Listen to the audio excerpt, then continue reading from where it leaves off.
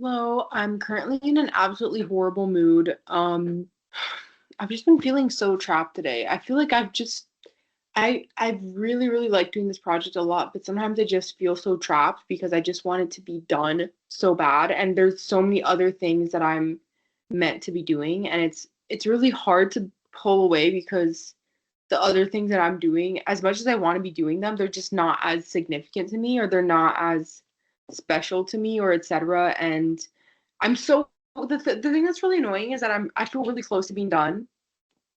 Who knows? I keep thinking that and maybe I'm just not, but I was working on this project like every single day and now I haven't been able to work on it for like a full like really like a full week and a half. I haven't really worked on it at all and that's been really frustrating because I just really feel like pulled to it. I really feel like I'm not that far away from finishing it and yeah, I have a lot of circumstances in life right now that I feel like my life is this constant like feeling of like this really really strong wind. Like when you're walking against the wind, I just feel like that's my life for the most part with not that much relief overall, but it's been getting better. Like life is better, but I just feel like it's a lot of that like walking against the wind feeling where there's like I don't know what to do or etc. And yeah, I don't know. I kind of feel like I've been walking against the wind with this thing, but I'm so close to done and just want to finish. So what we're gonna do with my phone go? I have class in the morning too, and this is like the worst week. I have class. The proposal that I'm writing is not even far from done, which is so irritating. And then I also have my like paying job and where it this week there's like a conference that I set up, but it's just I haven't really been like locked in as I can because I've been catching up on my classes and it's just been really, really overall annoying. Um, and then I have to wake up really early to get to class because I live in like a really different part of the city. And so, oh my gosh, just the thought of waking up early and then getting on the train, which I usually don't mind like the underground, like the it's like the subway in London, but in the mornings it's so packed. It's ridiculous. And the thing about I have to get in the I have to go through if you are from London, I have to stop in the Canada Water station and oh my God, it just gives me a headache because there's this one part where basically like it there's escalators and then there's stairs. It's when you're going down to the Jubilee line. Okay, this is so niche, but basically like there's elevators and then there's an actual set of stairs and the elevators are always packed first thing in the morning. So I end up walking down the stairs. And then but the really annoying thing is like there is stairs at first, so that kind of clears the crowd. But the second set of like the second part down, it's like one and then two. The second part down doesn't have the stairs, it's just escalators. So then it's like, oh great, you got it. Like you got around the crowd because like everybody's on the escalators. And then there's just this moment where it just all like funnels like this. And it's like, every day that gets on it literally gets on my nerves so bad because it's like, oh yeah, I did it. And then it's like and you're just waiting in this clump to go down. Oh my God. Just the thought of getting up tomorrow and doing that and then being at school and then having to spend a bunch of money on like coffee and stuff. It's like, no. I just want to finish my project. Like it's literally all I want to do, no lie. And it's so annoying because it's like I love my program actually. Like it's the classes are nice. I like the content, but it's I'm so in this like computational neuroscience headspace, and then I'm going in to take classes and like other stuff where it's like I just want to do this. I just want to finish this so freaking bad. If I can get this proposal done and submit it for like my empirical project, I want to get started on it ASAP because I then it's like okay then every time I'm working on it I'm working on my classwork rather than I'm working on this on the side thing, and then I can get my empirical project done early hopefully if they accept that. So let's see yeah, so we're gonna have like a Hamilton work session where I'm just gonna put music on Hamilton on and we're just gonna listen to it from beginning to end. Oh my God, I also have to I want to jump straight into it but then I also have to do stuff for my real job. This is I'm so grateful my life has been elevating so much, but the busyness kills me. I literally, I'm like, I get to the weekends and I'm mad at myself because I'm exhausted and I just want to sit and watch movies and it's like, no, work. You have to work more. Like I never get a day off. I haven't gotten a day off in literally like so long. It's been so irritating and I just want to have a real day off. There is no day off in my life. Every day I should be working on something and it's like really tiring. But okay, we're gonna just okay, see you in a second. I'm gonna start like tasks and you'll just hear Hamilton running in the background of this video. Okay, anyways, I'm thinking of making a controversial decision, which is that what if I don't go to class tomorrow? I'm not understanding how much attendance has really weighed into my grades. A lot of my grades, it's like 90% of your grade is coming from like a final paper or something.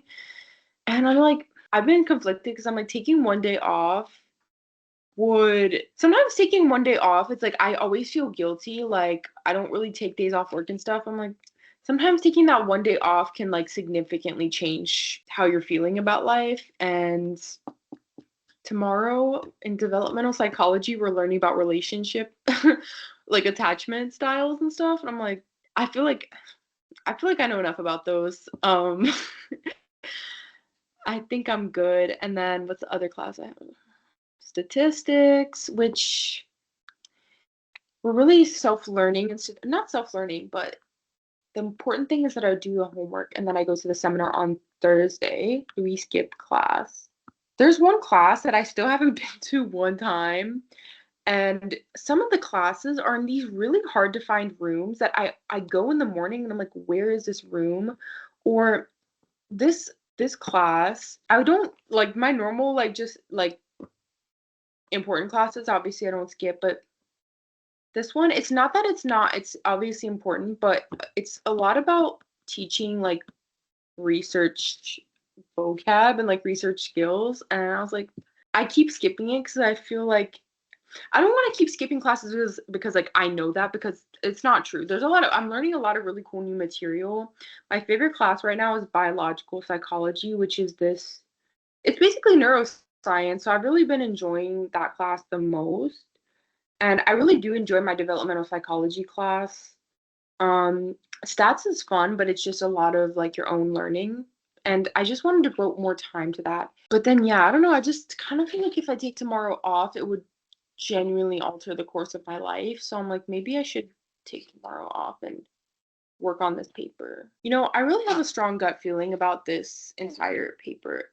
In terms of I think it's important. I think it's an important thing to do. And that's why I keep like I wouldn't ordinarily be like, I'm gonna skip class to work on something completely random, but it's like I just do have a strong feeling about this paper. I have a strong feeling that it'll be really important to my life and that I have the answer and all of this stuff. So that's why I've been making some extra exceptions and just being like, I think that it'll really change my life if I just skip class and do it. So I'm thinking about it, but anyways, back to work.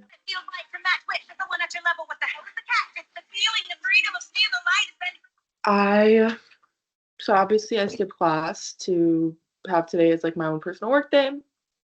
But in typical manner, I woke up and I had 20 emails from my job, 20 important emails. So we're gonna focus on that first. It's like a really nice rainy day, like super cozy. Like it's one of those days where you wake up and like you would hear the rain and you'd be like, oh, there's no way I have to wake up early right now when it's like raining and it's like so nice.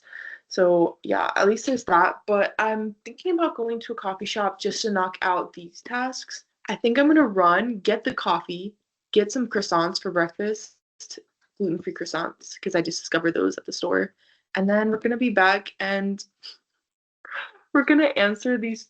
No lie, like I wish I could show it, but I woke up and I was like, okay, let me see if they responded to the one I sent last night because I actually did work last night and fix something. And then I was like, it just keeps going. I was like, it just keeps going. There's so many. What happened? And yeah, so yeah. Now we're gonna go fix that before I can get to this job. But yes, this is why I keep not getting to my like actual thing I want to do because I just keep waking up to more and more emails, more and more emails. Oh, here we go. which I decided to do before I go out to get coffee, just in case there's something super urgent. Because my boss wakes up. Okay, this is the other crazy thing.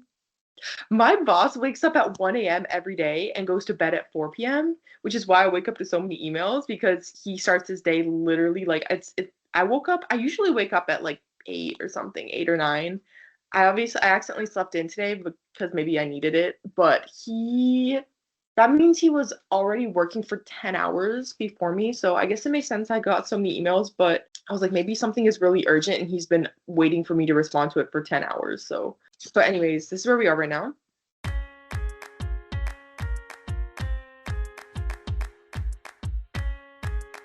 I actually started the song over because I wanted to hear it again. This is one of my favorite songs on Hamilton, personally.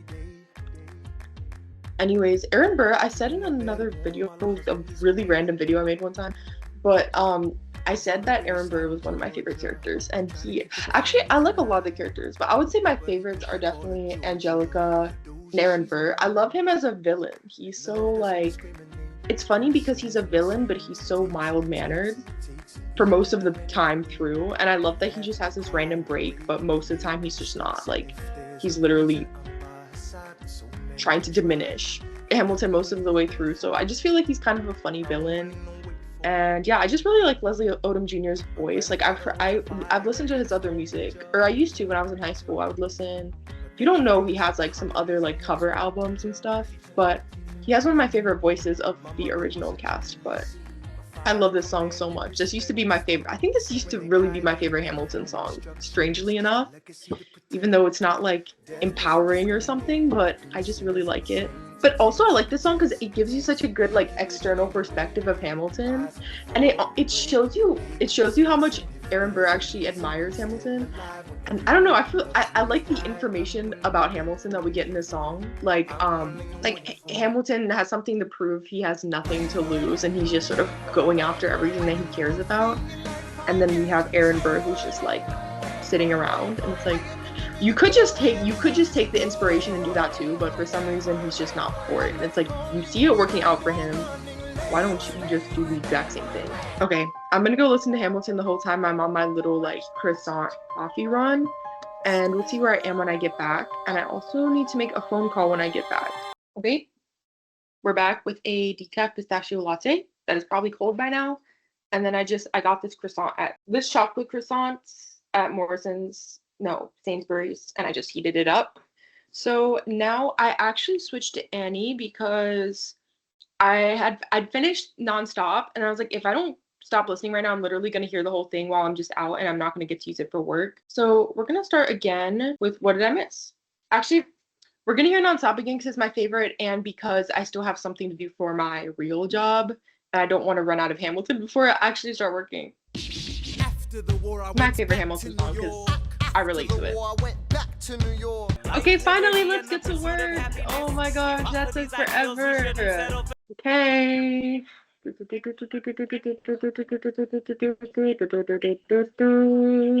Okay, guys, if we can finish this proposal for the most part today, it's not that much of a push. I feel like my life would be better by a lot because that wouldn't be on the back of my mind. Okay, guys, I'm looking at this and I'm like, is someone gonna read this? Yes, right? So we have to make sure it's good. I feel really nervous for some reason. But this is the intro that is it's just a rough draft intro. What I'm gonna work on probably first is this relevance section because I want to go into the fantasy model versus trauma model stuff here. The thing is that it's nice because this is a double whammy right now. If I get this written well, then I already have a baseline like framework sort of done for when I actually want to publish this, and it just makes my job significantly easier over time. So yeah, I just don't feel good enough right now, but we're gonna have to pretend to be good enough. And then this is just all this. We're gonna add here. Oh my god. The minute I get into this, I get another message from my job. It's like really actually an important day at my job. So that's what's really annoying. Is that I'm not even supposed to be working today because it's a school day for me. I'm gonna do a little bit and then we're gonna get back to my other job. I'm really irritated. There you are, an ocean away. Thoughts on you subside, and I can't another letter, and I cannot put the notion away. All I want to do is take a break. I need to close to home. It's 9 years old today. He has something he'd like to say. Even practicing all day. Take it away. Hey, daddy, daddy, look. My name is Philip. I am a poet. I wrote this poem just to show it. And I just turned 9. You can write rhymes, but you can't write mine. I practice French, play piano with my brother. I have a sister, but I want a little brother. On the top of the floor, take a break, coming on in a nearby. Okay, let's go into it. Oh my gosh, we're gonna have to look through so many texts right now, but once it's done, it's done. You get me? Just getting nonstop emails today about important stuff. Everybody leave me alone. It sucks to be going into the most important and like this is like a shift part of my project in the middle of like starting class, all this stuff. But my heart does not feel like I should wait on this. My heart feels like I should just finish it, you know?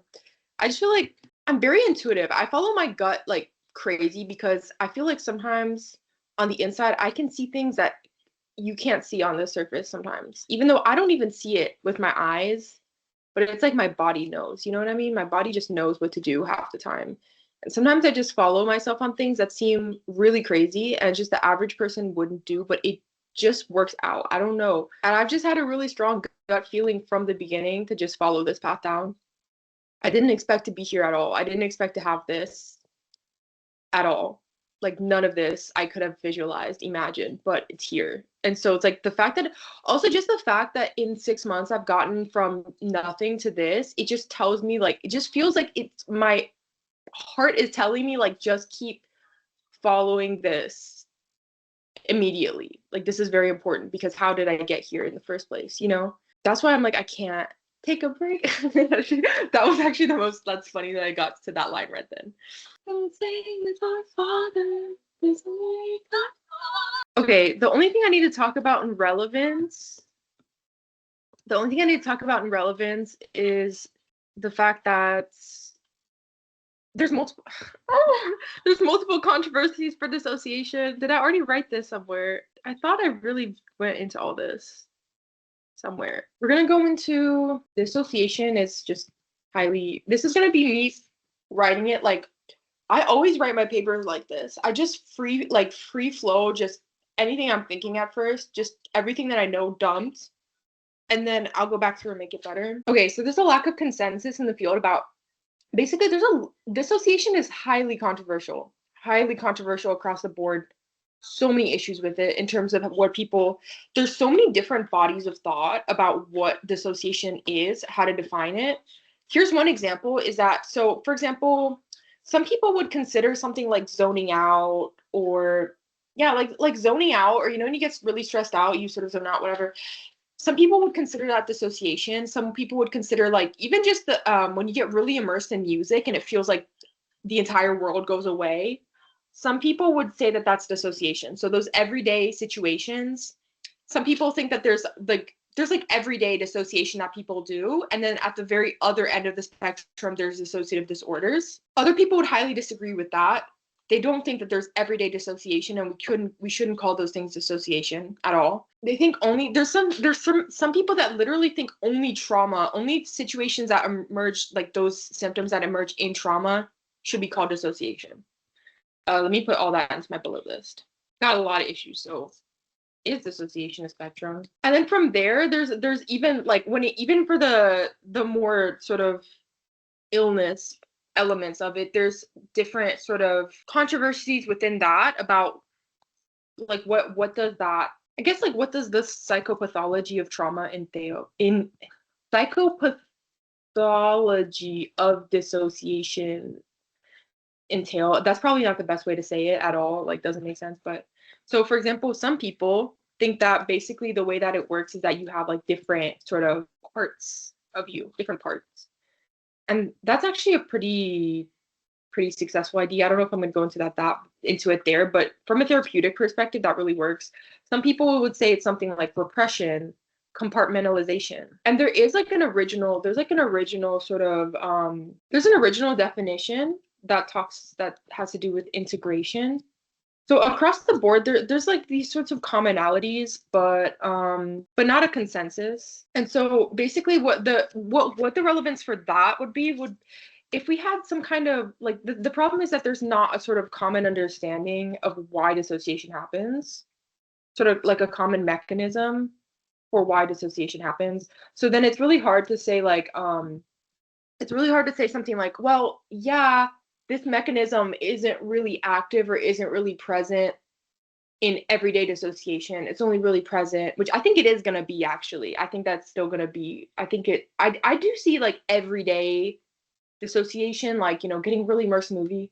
I do think that's actually dissociation too. But the reason some people don't really like it is that all of these issues, you see how talking makes it so much easier. It helps me so much. But basically the problem with all of these issues is that it gets hard to make like a common definition, or some people think that when you include those common sort of elements, it basically, some people think that it makes the definition of dissociation too broad.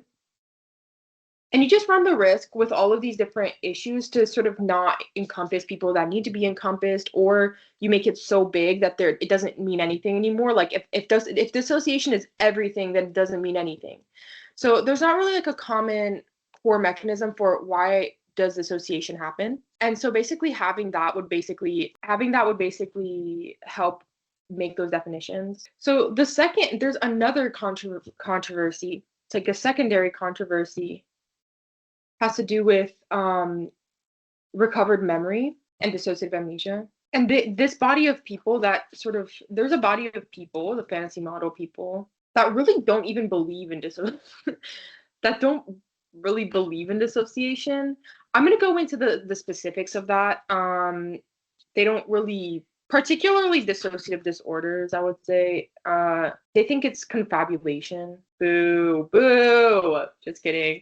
They think it's confabulation and fantasy proneness. I'm gonna say there is like very good backing for the idea that basically trauma and dissociation are linked. This shouldn't be in the intro. This should be, and then I'm gonna go into those studies. We're in a room where it happened right now. I can vaguely, quietly hear in the background. However, that doesn't mean that there's not really enough understanding of recovered memory, and a mechanism is really needed for that too. I feel like I could knock out two issues at once with this.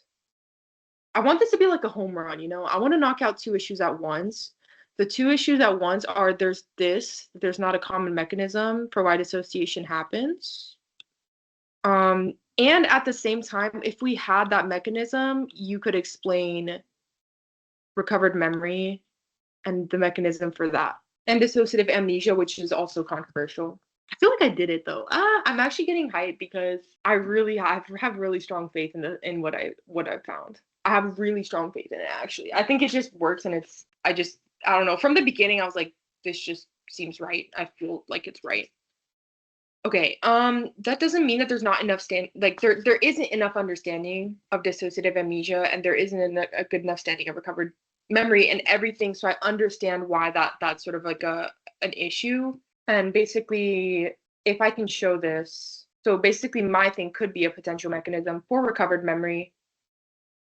And it could also just generally be a centralized sort of mechanism for dissociation. So producing this finding would also point to the potential for biological research. Like basically you can go further and you can say using a medication like scopolamine or something could be a potential treatment. So you basically open up for like a lot of different other more research on dissociation that's a little bit more productive. And then why this is personally relevant, this is an extension of my lived experience into research as a survivor of. Do I want to say I don't know, it's kind of awkward vibes to throw out the R word. Sexual violence. Who struggled with PTSD, which is why I went into this personal project in the first place. There we go. Okay, that's our little relevant section. Now I just need to fill it in with the facts. Easier said than done. Not easier said than done. I mean, it's not hard per se. It's just gonna take me looking through papers. Behind you, what? You're nothing without Washington behind you. Oh, okay. So we are now. If for whatever reason someone just happens to be interested in this, like you're listening and you're like, this sounds kind of interesting. This whole thing was so interesting to read. There's like essentially like Twitter beef, but through academic papers for this entire thing. It was actually so interesting. There's one set of researchers who put out this. It was really interesting. There's one set of researchers that basically put out this paper, and they're like, all of this, I think people got a bit butthurt because they started mentioning everybody's names, they started mentioning everybody's definitions. These are the people who made the theory of structural dissociation, and they're like, all of these people, they're like, I like this, but the rest is like, no. And they had this really somebody wrote like a response to it. It was like a dogmatic definition of all this stuff, because it was very rigid. It was like, dissociation is only trauma, and only when you feel, only the idea of feeling like different parts of you, if that makes sense. Like, oh, you have this part of you that's split. And they said only this way it does like dissociation sort of exist, and they don't agree with anything else. And then you get all these different people responding, why did they say it like this? That's so dogmatic, and these are all different reasons it's wrong, and all this stuff. Everyone was specifically responding to them. Like, you can tell they read it, got like mad, and they're like, what's wrong with you? And then they immediately pulled their computer out and were like, type like this response. And it was pretty interesting to read all these different, it was like this cluster of like academic Twitter beef, essentially, about dissociation. So that was one of my favorite parts of this whole like research process, was reading those, because I just found it funny, and I just thought it was pretty interesting, and everyone had such a different sort of sense, even though they're actually very similar. I think they had different ways of expressing the same idea. They were all working with this same original definition of dissociation, about integration, by Pierre Genet, I think. But they just had these different ways. And yeah, I think that was one of my favorite parts of the whole research process, was reading those. But if anyone's interested, just go look. I love this. Like, I love academic beef. I just kind of find it kind of funny. Okay, we're at one last time, and I'm just gonna take a break because I need to make some phone calls. For my job. But I was gonna say, just while we're at the song, that I've been listening to this. I've listened to Hamilton like a lot of times, because I listened to it first in high school, and it just always been like, if my energy is kind of stagnant, it's like a good thing to listen to sort of pick me up. Like, oh, it's just I guess motivational.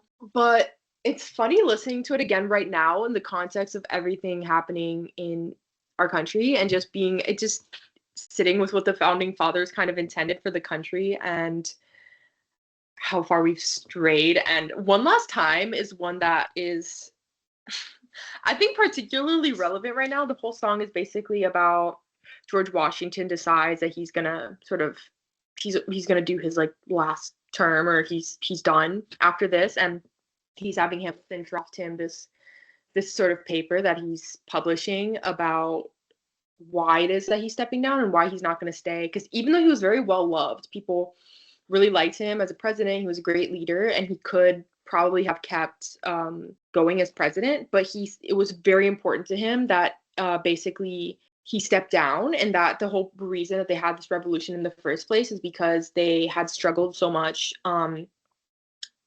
as a colony under this king, right? This king who was sort of diminishing their freedom.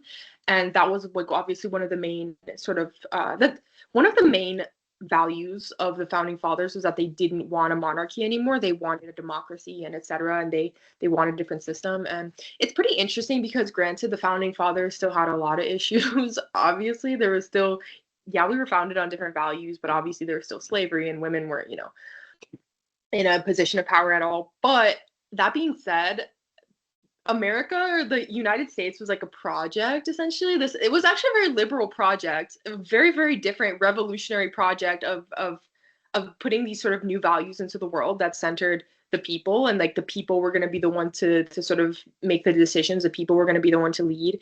And so it was very important to George Washington that he basically make it known that he wasn't going to keep ruling, that he was going to step down, and that was going to be his last time. And he wasn't going to be president anymore because he wanted to set a precedent, right? A precedent that basically people just, they're president for 2 terms and then they step away. And I think it's been a really interesting time to listen to that song again, to sit with everything that the founding fathers kind of intended for the country, and just how un-American our current administration is, and how like there's such a tension about, is this gonna um, will will this presidency step down at the end of this 4 years, and how is that going to go? And it's hard to say, it's hard to know, and then we have someone in power that's basically trying to be like a king, right? And sort of really step out, it's like step out of the boxes that they're meant to step into. And then we have this sort of government that's absolutely spineless, horribly spineless, embarrassing and ashamed to the country, and horribly un-American, and basically just letting this person do whatever they want, because why are they getting money? They don't have values, they don't have a spine, they don't have I'm not going to say that word. It's just been an interesting time to listen to Hamilton again, and particularly that song is just been, yeah, I've just been sitting with it. One of my favorite lines in that song is basically they're having this back and forth, Hamilton and Washington. He's like, Mr. President, they will say you're weak. No, they will see we're strong. Your position is so unique, so I'll use it to move them along, right? And I think that it just speaks to the fact that something that I think we do not have in our leadership nowadays, and I'm talking, I'm extending the realm of leadership. This is moving past even just the government, but also into people that are, for example, industry leaders, right? Like I'm thinking billionaires. But basically there's so much strength in knowing when to stop, and there's so much strength in holding to your values and saying this is my limit and I'm going to stop here. And I think that we live in this world. I've been imagining myself in the future going into like business one day. Hopefully I've been drafting up this idea for like a software and all these things, and I've been thinking a lot about who I want to be one day if I have my own business or whatever. And we learn, I think that the reason that people keep feeling pulled to make more money, like, okay, we want our business to have as much profit as possible. It's that there's a sort of not to be crass, but there's a sort of big dick competition where people think like, oh, so the more money you have, the bigger your dick is, almost like the more money you have, the more that means you're more powerful, that means you're better, and etc. And if you're not competing that way, and if you're not sort of pushing yourself to profit in the way other people are profiting, it means that your company is not as important. It means what you're doing isn't as important.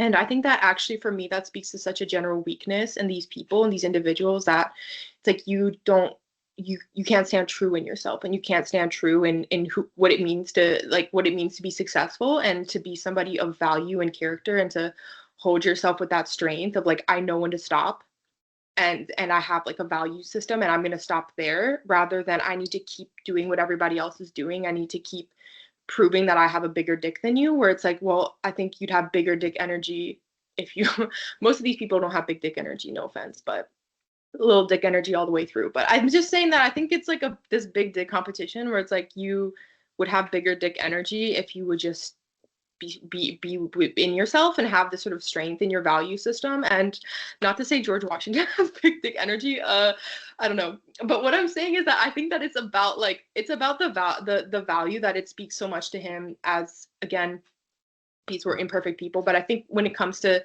the values that he was trying to sort of express for the country, that it speaks to the sort of his value was more important to him, and what he wanted for the country, and a vision that he had for the world was bigger for him than people like revering him for another sort of round. And because of that, he's somebody that will always remember.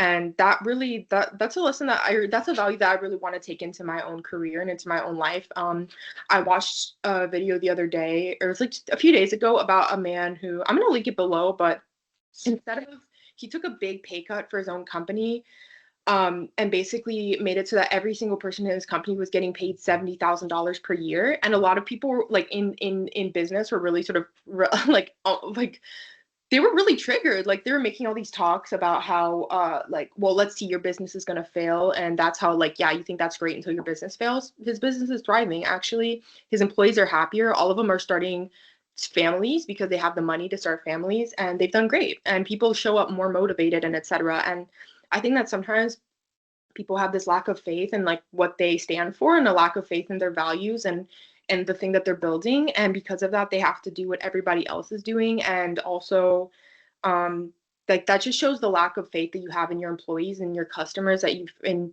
your business, that you feel like you have to sort of exploit people to get ahead, where it's like, if you actually believed in what you were doing, you didn't have you wouldn't feel like you had to do all that, right? It's like this thing of, yeah, I don't know. And I've been sitting too with I get a lot of like intuitive feelings, or like intuitive like insight, or just things that I just feel so strong in my gut. This is how to move through the world, and this is how I want to move through the world. And I was just imagining again me being and having my own business one day. Again, I was thinking about the software that I really want to do one day, and I was like, um, so often you get whole profit sort of uber capitalism thing. It's, you get so focused on the competition, where it's like you should ignore the competition and do what you do well, and just focus on doing what you do well, and producing good quality things, and you don't have to worry about the competition if you're doing something of good quality, and really caring about the things that you do. And I think that that's something we've really lost in our current environment. And I think that's the environment that creates something like the kind of administration that we see right now, where it's like people don't feel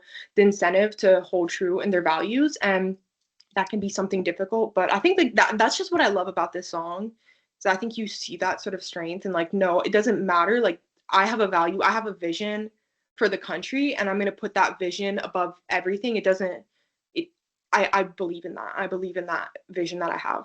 So I don't know. Yeah, I really like the song, actually. I think I didn't really care much for it when I was younger, but I think now in this current environment, it's just become another one of like my favorites on the album.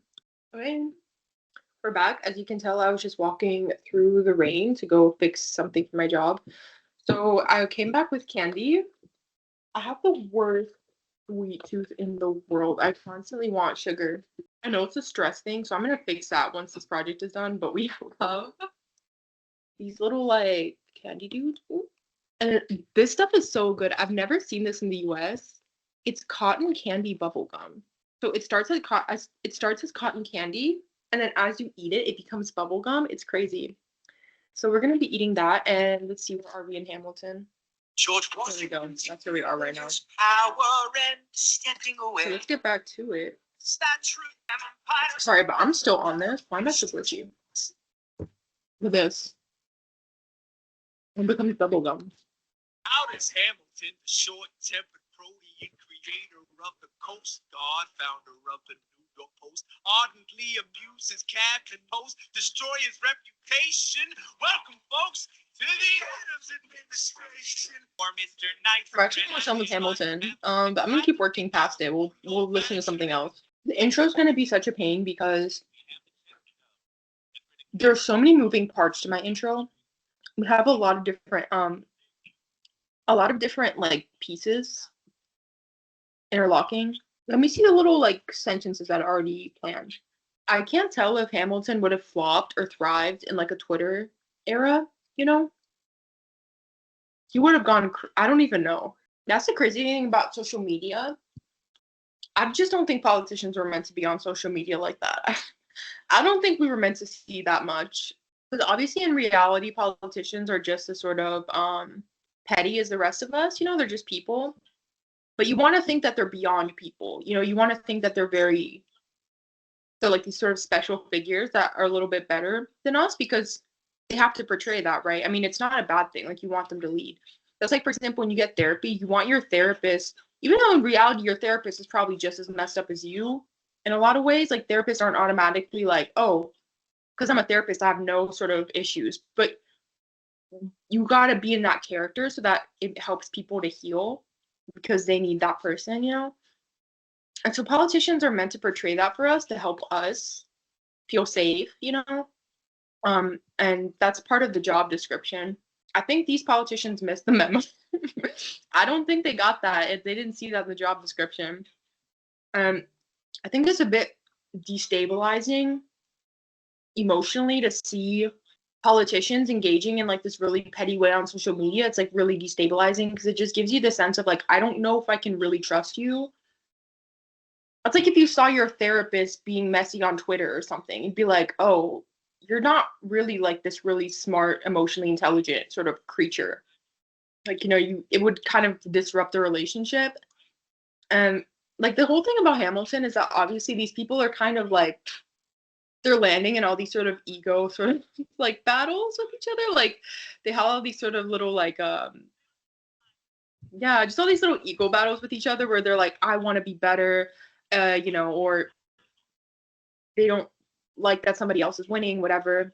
And that ends up being Hamilton's downfall too, is that he's kind of just messy, I would say. Hamilton's very messy. I think he would have loved Twitter in a way, but I think it would have been like a mess. Like the Reynolds pamphlet, but a Twitter thread. That's what I even envision. I just don't think politicians should be on social media. Like you should be like send out an official letter about something. I don't want to see your stuff on social media because it makes you seem weak unless you just have a very plain social media account. It's like I don't want to see you beefing with Elon Musk. Like it's kind of weird because it just shows you that it's just like I'm sure obviously politicians in the past were probably just as like messed up, but it's like you didn't really see behind the veil. That's why it's kind of a weird environment for politics because I think that got thrown into the mix and obviously that's really changed politics a lot. Or it's really changed like the sort of world stage. I don't know, like even I'm thinking about the sort of uprising in Nepal recently, which they did an absolutely amazing job. All of the Gen Z sort of people that worked on that, it's like, wow, they were so organized. They went and cleaned up the mess afterwards, and they even I saw that people started looting during all of that, and then a group of people went through and found all of the things people had looted and returned it to the stores. So they just did amazing. But it's pretty interesting. That whole thing also played out on social media. So I think it just we didn't see as much of each other in the past, and now we see a lot of it, and it's like, wow, this world is kind of like dirty and weird, and people are just messy and like all these different things where it's like you didn't see that before. Like you just saw that leaders were these sort of figures, right? They were almost like characters. You didn't really know much about them. And when you did, it was massive. Like the little bits that would come out about politicians in the past were like a really big deal. Like if somebody, even stuff just like cheating or something, be like a massive scandal, be like huge. And people would be really like, oh, it's massive dishonor on my administration. It feels like there's nothing you can do to dishonor this administration because they're so open about the dishonorableness. Like, you know what I mean? It's really crazy. Like there's a scandal like every week, but nobody cares about the scandals anymore. It's pretty crazy. I just think people don't really value like they don't have that strong sense of like honor and uprightness that I think people used to have in the past, where it's like you really want to portray yourself as someone with like high values, strong values, somebody strong, like somebody dignified, you know? It's a big thing. And I think it's pretty interesting because it's funny how masculinity has changed, where that used to be a big thing about being like a man, you know, where it's like you want to seem really dignified. And I'm not saying that's a good thing or a bad thing, but I think you can definitely see how that's changed over time. I think like quite a bit in our modern world. I don't think that that's really so much of like a in some ways, for example, I mean, I think that's not even a bad thing per se. It's good. For example, men always felt like they needed to be like a brick wall, but it's good now people talk about people, it gives people more space to talk about their mental health and etc. But I think there's other sort of elements to that where it goes both ways, you know. I don't know, it's pretty complex, but I just think that, for example, people used to want to seem like these really upright, sort of like super ultra dignified sort of like leaders. Even in business, you wouldn't, for example, somebody like Elon Musk, who all of his mess, he'll just throw it like vomit it all out onto Twitter. It's like that would, in the past, that would be a massively negative trait, and that would be really impactful to somebody's business. Like, you don't want to see, you want to carry yourself with dignity, and he doesn't carry himself with dignity, and it has no impact. I just feel like we don't, there's like this sense of dignity that used to be really important, and it's like not really much of an important thing now, it seems. And I don't know, I'm not a big person, like, I'm not super into gender roles, though. I think in terms of masculinity, that was one thing that I think I actually liked. But doesn't mean people have to be that way. It kind of makes me sad. I don't know. And people just openly have no values now, which I find pretty insane. And it makes like no impact at all. And this is the thing, is that I know people always say something about, oh, this time or in this generation, but I do think that's something like, I'm not even talking about the general population. Like, people have always said, oh, that young people are, I'm not even talking about young people or anything. I'm just talking about like the sort of culture of politics and the culture of business has shifted so much, I think. And it'll be interesting to see how that changes in the future. Yeah, I promise. Come back home when you're done. Find guns. Be smarter. Make me proud, sir. Summon all the courage you require. Then slowly and cleanly aim your gun towards the sky. 1, 2, 3, 4, 5, 6, 7. I held my head up high. I know. I know you did everything just right. There are moments that the words don't reach. There is suffering too terrible to name. Out, I fall apart. Can you imagine?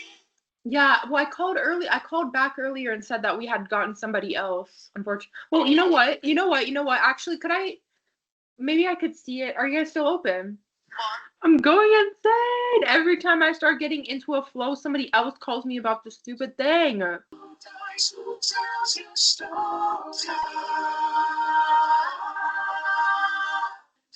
Who tells your story?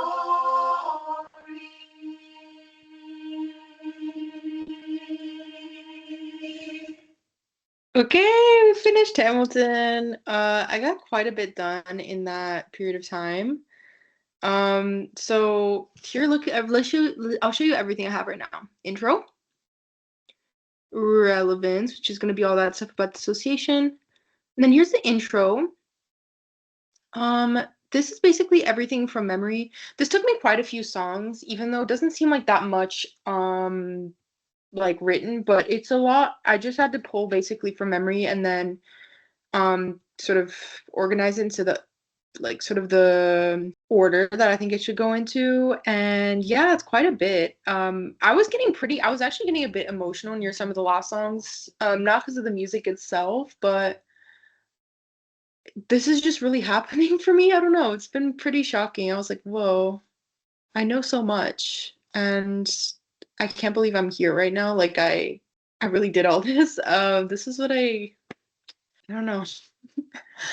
I don't know. I was gonna do a whole emotional talk about it, but I don't think anyone needs to know all that. But yeah, basically I was just thinking about, so okay, I'm gonna go out. I have to do one more thing for this job that I'm working. When I get back, we're gonna put on a different album. It's hard to beat Hamilton in terms of like motivation, but I'll put on another album that I like and talk about what I like about that album. And we'll just keep working because it's actually been productive. I know it doesn't, well, actually, there's quite a bit. I know it doesn't seem that much, but I didn't get to even work that much yet because I was working on this other thing. And this is actually quite a lot, in terms of covering ground. So yeah, basically what I'm gonna do. So this is everything. I've written this all from memory of the text, and I did peruse a little bit, like my text, but I didn't really go that much in depth. So you can see, obviously, these are not good citations yet, but these are the sort of things I'm citing. Um, and I'm just gonna go through after and see everything that I've sort of read. I'm just gonna try to sort of organize into these citations, essentially. That's it so far. Okay, so I'll be back, which is actually ironically a similar title to a Hamilton song, but all right, bye-bye. Hello again. It's now the next day. Today we're gonna have kind of like I don't know, at this point, I'm just trying to coddle myself with whatever I have, because this has been quite torturous. just this work, school, and then this at the same time has been just exhausting, and I'm burnt out AF, and I just feel like I'm never doing enough for any one thing, and it sucks so bad, and I just have to keep pushing through. So I don't usually drink, but I got a cider yesterday. It's like 5 p.m. right now. I feel like that's appropriate cider time. But yeah, this is gonna be like a tipsy writing session because I need it at this point. I'm drinking this random cider. I'm probably gonna Uber Eats Taco Bell, even though I'm making pasta. So I'm just gonna make pasta, see how I feel, and then maybe I will Uber Eats Taco Bell and something. I don't know, because oh my God, I feel like my brain can't take anymore. It's so tired. And I feel like, when it gets to that point in burnout where rest doesn't do anything because you're so burnt out, but then also every time you're resting, you feel bad because something is kind of falling off to the side and you're like, I just want to finish it. Like I don't feel good being just like, oh yeah, okay, I'm just hanging out. Cause it's like, I just feel like I'd feel better if I finished it. Anyways, I want to make one random announcement, kind of random, but actually between yesterday and today, I actually switched from Spotify to Tidal. I have had Spotify since I was maybe 11, like 11 years old. I had like literally I have some really really old playlists on there. It's super nostalgic for me. My Spotify meant a lot to me. Today I switched all my playlists. Why? Because we're gonna read all this. Felt like it needed to be amplified. One thing I hate about companies, it's like just stop being evil so people can support your thing. If you're a founder of a company and you're secretly evil and you secretly have really messed up morals, just use your own money and your own time and stop investing stuff from the company, because then why would I want to use your product? So Spotify says it won't stop running ICE recruitment ads. The dystopian move comes amidst a growing chorus of voices boycotting the service for its connections to AI weapon companies. In the midst of ICE and the DHS invading American cities with little oversight, Spotify have decided to run recruitment advertisements for them. In response to growing condemnation, a Spotify spokesperson said it is part of a broad campaign the US government is running across multiple platforms, not just Spotify. The content does not violate Spotify's advertising policies. The ad is reported to tell listeners to fulfill their mission, saying millions of dangerous illegals are rampaging the streets. Join ICE today. This inflammatory and empirically false language is typical of ICE's brutal style and used to justify their attempts of anyone they deem illegal with immunity. This is all happening in the wake of Spotify boycotts. Spotify confirmed that it donated to Donald Trump's inauguration. Why? Why? You didn't need to. What, like, I feel like if a lot of people are using a product, it's like it was just not necessary for you to use your product's money. Now I feel like I'm complicit in what you're doing and I don't like it. And it's like, just keep your company like neutral or something. Use your money. Don't use Spotify's money. Now I'm not going to pay for your thing anymore.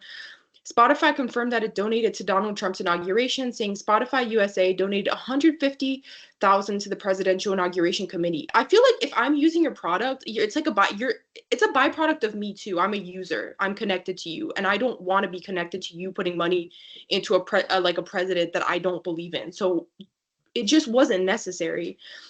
Spotify, I feel like a company should not act like a person and should not.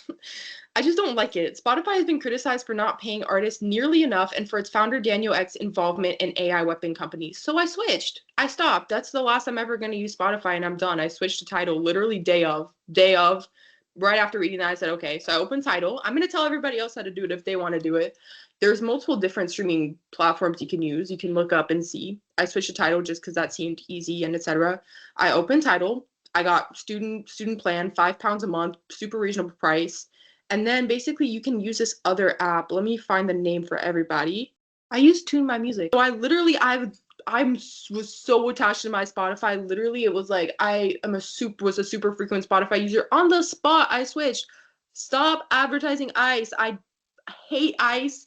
I don't like Donald Trump, and I don't want to be connected to your company. If that's the mentality you're gonna have, just stop. Keep your stuff neutral, because I mean, obviously I still don't want to support something that's gonna invest in, like, that's gonna be giving money to someone that sucks. But at the very least, it's like, Why would you do that to yourself? Why would you shoot yourself in the foot like that? It's the stupidest thing I've ever heard, and it's something that I hate about this stage of capitalism. It's so hard because you just every 2 seconds there's another evil person. Stop. So anyways, if you guys want to do it, it's just tune my music. I'm not endorsing Tidal. I'm not saying Tidal is better. I'm not trying to it's so easy to be I'm not like not advertising for them. I'm gonna give you guys other options too. If you want another option, you don't have to use Tidal at all.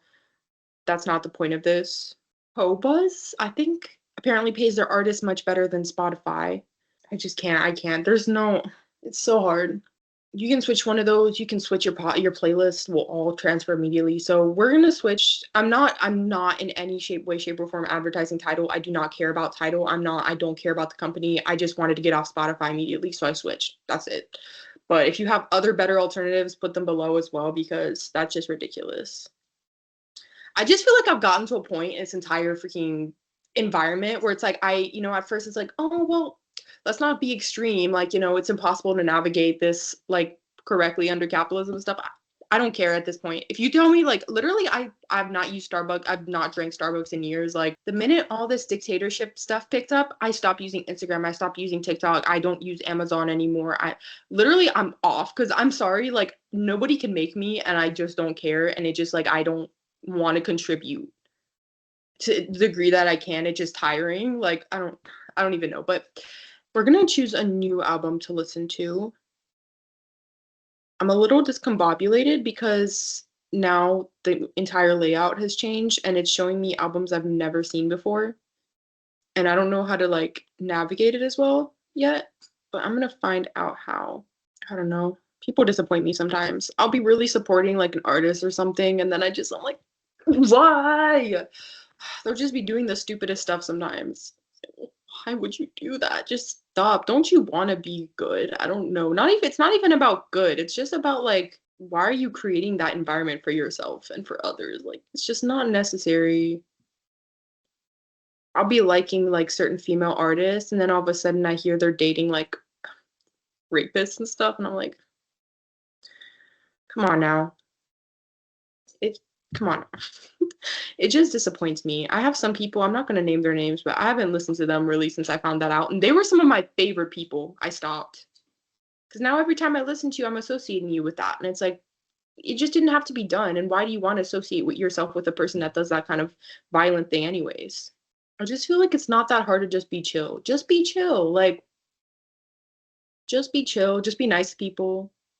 If you hear somebody being really violent and scary, don't be friends with them. Why?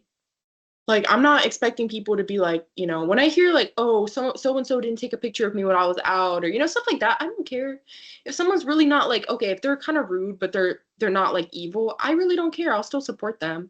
But it's just the fact that some people will be out here doing stuff that it's like, why? Why are you partying with like child like why are you partying with child abusers and stuff? Or why are you flying your private jet 18 times a week? Like just stuff like that where I'm like, I don't want to support you because that sucks and that's weird. Like I don't know. Just be chill. I don't understand why can't people just be chill so I can support them. I want to support you, but it's just like you're just being weird. We're gonna jump to Sufjan Stevens. Never heard a bad thing about him, so he's my next pick. We're gonna listen to all of what? Okay. Here's where we're starting. I'm gonna finish putting my pasta together, and then we're gonna jump into work.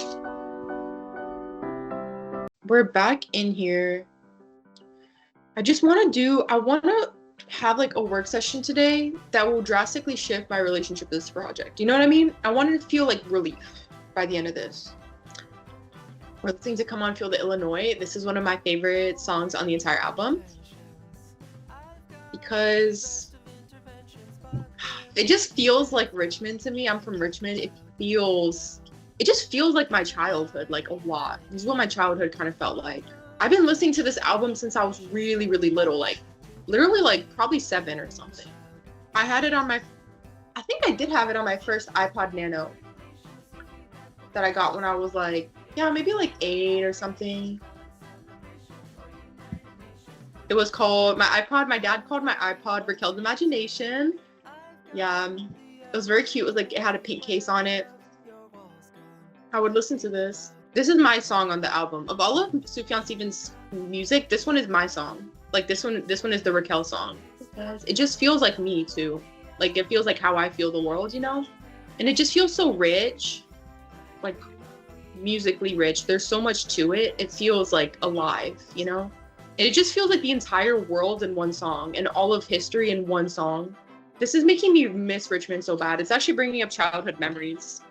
Now I'm really, really homesick. I think I keep forgetting I'm in London. And then I'm like, whoa, I'm so far away from home right now. I feel like Sufjan Stevens is one of those artists where his music is so personal. Like he writes it in such a personal way and it has such this personal feeling to it that everybody has a really personal relationship to him. But I don't know if this is gonna sound deranged, but like I said, I listened to him since I was really little. Like he actually like literally like shaped my entire childhood to the point where when I was younger, I think I felt possessive over his music. Also because back then, I know he probably was popular, but he wasn't popular with people my age at all. Like people like when I was like, you know, I was like middle school, like high school, elementary school. Obviously people, he wasn't like, I think now that I'm older, a lot of people my age really like his music. And I'm sure a lot of other people grew up listening to him the same way I did, if you're someone my age. But back then, like, obviously that was like a special thing for me that had to do with my relationship to my dad. And it was like, you know, it was like special music for me, I think, that nobody else knew. So I felt really possessive. Like I would feel really possessive. Like when I got to high school, I had this really, really close friend who I love and I haven't seen in a really long time, but I miss her a lot. And he came out with the song Make Out in Your Car. I hadn't heard it and she played it for me because she found out about it on Tumblr. We were both on Tumblr. I had tried to show her Sufjan Stevens back when we were in middle school. And I don't remember if she liked it. I was asleep over. It was a very late night. I showed her, what's it called again? The Predatory Wasp of the Palisades is out to get us. I played it for her. And anyways, but I did play the song for her.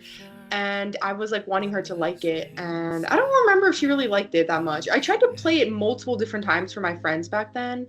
And I had a lot of weird interests when I was a kid. Like I really was, I feel like I was really in the world of like my parents. And my parents didn't, I don't know, like we were just really in there. Not really, I don't know how to put it. But we've listened to a lot of their stuff or watched a lot of their stuff. At least I did. Like I watched period dramas with my mom a lot. That was one of our main bonding activities is I would come downstairs. We would watch period dramas together and I would come downstairs and she was watching like Pride and Prejudice, Sense and Sensibility. I was really into Bright Star back then, which is this movie about John Keats, the poet. And basically, I tried to show it to my friends one day at a sleepover when I was like in the 8th grade. And it's like, they're not gonna like that. Like, no, they're not gonna be interested in this really moody, sort of tragic movie. But I was trying to show it to them, and they were just not that. They were like laughing through it. What? Hello? I'm good. How are you? Okay, I'm gonna see if I can make it. I'm gonna try my best to make it today. Anyways, so then when we were in high school, she showed me Make Out in Your Car because I guess it was on Tumblr, and I think by then maybe he was getting more popular on Tumblr, Sufjan Stevens.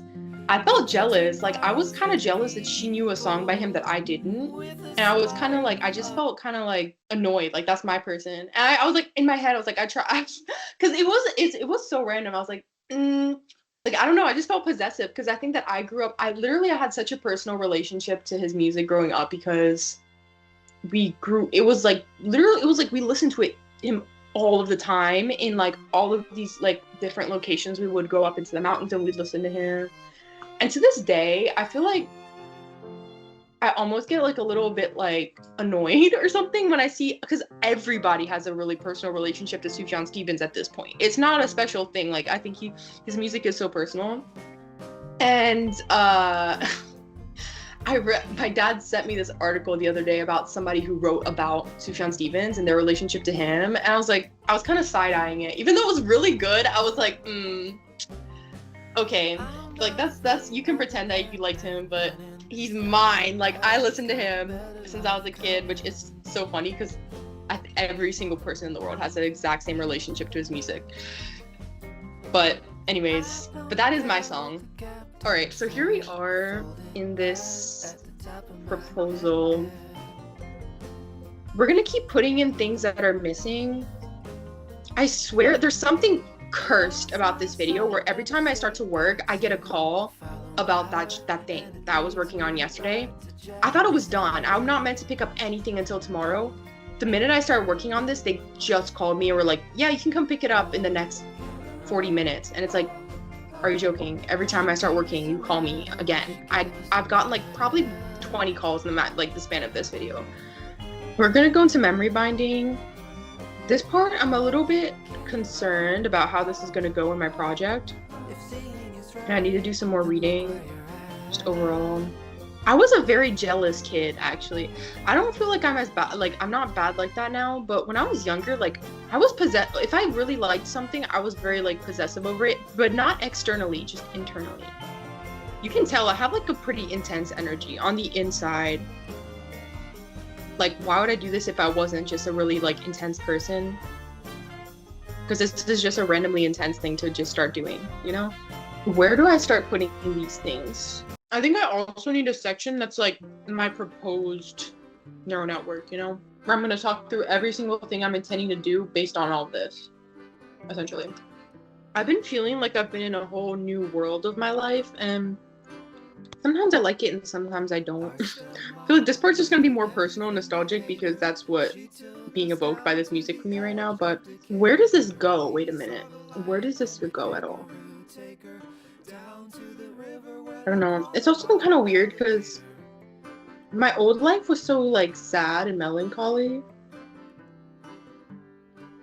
but it was kind of just home, you know? And it's been kind of strange because my current life is not really sad. It's just stressful. It's like a lot of work. I don't even feel sad like a lot. I used to feel sad like a lot. Like I would listen to Sufjan Stevens on my roof and just cry. Like I just would cry so much. I think I made myself cry sometimes. I think maybe I just liked to cry, and I liked to be melancholy too. But I don't know, I feel like I just haven't been doing that, which is a good thing. But I just feel really different. Okay, I don't know if this part is gonna go in. You know, nobody cares about this part, right? Nobody cares about the actual stuff I'm writing. Me, maybe, but nobody needs to know the details until it's done. So I'm just gonna talk about random stuff. You do not need to know whether I think this association section is gonna be included. Goals and the ability to remember. Well, okay. Okay, what I think I'm going to do is I'm going to talk about two different things that the hippocampus is responsible for. One of those things is going to be memory binding. The other thing is going to be, it's going to be like number 2. It's going to be 1. And then this is going to be 3. So that means, oh my gosh, Rosie, my cat is so released. Okay, so this whole entire thing is basically just going to be talking about, I think the big theme is going to be like hippocampal memory, which is going to include, so just like the role of the hippocampus in memory. One of the things that's missing from this is place cells. Just everything related to place cells is missing. You have to talk about memory binding. You have to talk about place cells. How memories get consolidated. These are like two things, but they're similar. It's hard because there's certain things where it's like, maybe I should put memory binding second, because then I can talk about, I'm going to go into arousal in this first part. So then I guess maybe this should be number 2, because then I can talk about arousal in general. Okay, so maybe the segue is going to be something about memory replay. No. Oh my gosh. But I really have to go pick up these stupid papers today. It's just impossible to get into a flow these days because, like, the last 2 days. Because it's like there's a constant thing I need to do, and it's like it's my actual job, so I can't be complaining because that's how I get paid. But You know, this is like not my real job yet, but I don't want to pick up flyers. I want to work on this paper. The other thing that sucks is that I'm a 6-minute car ride away. Oh my God. I'm a 6-minute car ride away, but I'm a half an hour away by bus. How does that even work? How can you be 30 minutes away by whatever? Anyways, I think this is going to be next though, because I want to talk about arousal probably. Probably arousal and memory is going to be like an important thing here. Because all of this here is just going to be all the different rat studies. And then that's going to include stuff like the excitability sort of impact. What else?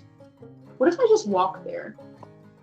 I'm crazy. I'll walk anywhere. Like, I don't care if it's an hour away.